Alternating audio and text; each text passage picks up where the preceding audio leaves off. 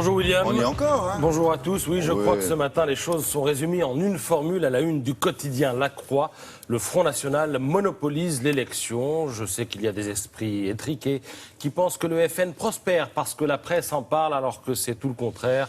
La presse parle du FN parce qu'il prospère. Si la presse faisait l'opinion, ça serait, le FN serait à genoux depuis longtemps, puisque l'ensemble de la presse est contre le FN. Or, c'est exactement l'inverse qui se produit. Il y a donc autre chose, quelque chose qui expliquerait le succès du parti de Marine Le Pen. Ce quelque chose, eh bien, ce matin, tout le monde court après, parce que ce quelque chose, il faut l'identifier pour prétendre agir efficacement contre l'extrémisme. Parce qu'il y a plusieurs manières d'agir contre le Front National. Il y a celle écervelée, inefficace et outrancière de l'Écho de la Haute-Vienne, qui n'a pas trouvé meilleure idée que mettre ça à la une. Je suis désolé de vous montrer ça ce matin, mais ça révèle toute l'impuissance de ceux qui sont à court d'arguments. Il y a celle un peu désespérée, qu'il faut bien le dire, de Danny Boone, qui appelle les biloutes, je cite, à voter contre l'extrême droite dimanche prochain parce qu'il ne peut pas croire que sa région qu'il aime tant, etc., etc. Et puis, il y a celle ambitieuse, exigeante, indispensable, qui consisterait à se poser enfin les bonnes questions et surtout à y répondre avec pertinence, parce que les questions, ça va, merci, on les a.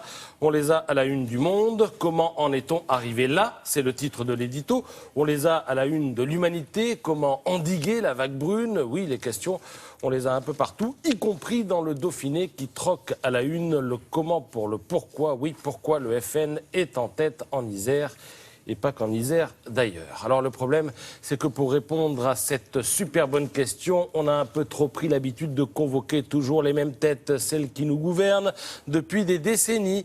Il y a par exemple Julien Drey, pilier du PS, cofondateur de SOS Racisme. Un peu plus loin, Benoît Apparu, ex-ministre d'un gouvernement qui a lui aussi échoué. Un peu plus loin, à la une du Figaro, les gros calibres, Valls, Sarko, comme un air de déjà-vu, d'où la une un peu musclée et colère ce matin de Libération contre le FN.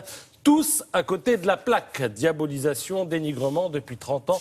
Toutes les stratégies politiques censées lutter contre le FN ont échoué, peut-on lire dans le journal, qui s'ouvre sur un édito de Laurent Geoffrin assez intéressant, car non exempt d'une certaine forme de mea culpa.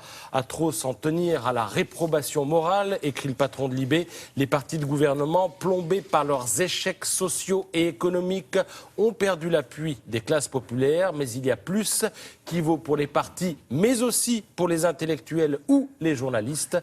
On a cessé de parler au peuple. Voilà qui est dit, c'est déjà pas mal, ne reste plus maintenant qu'à changer, car ce discours de l'abandon du peuple, je peux vous dire que j'ai le souvenir de l'avoir entendu déjà en 2002. Alors est-il trop tard? L'avenir le dira, mais il y a un papier sur lequel je voudrais pour finir attirer votre attention, c'est à lire sur libération.fr, le site du journal. On y apprend, graphique à l'appui, tenez-vous bien, que dans les municipalités gérées par le Front National, le vote frontiste se porte bien. Comprenez que le FN n'a pour l'instant pas déçu ses électeurs. Je serai à la place du Parti Socialiste ou des Républicains. Je m'en inquiéterais un peu. Merci beaucoup. La guerre des trois, vous avez vu ça dans la dépêche du Midi? C'est pas mal ça. Oui, quand ils sont trois au second tour. Pas mal. Il n'y a pas de désistement. La guerre des trois. Bon, merci beaucoup.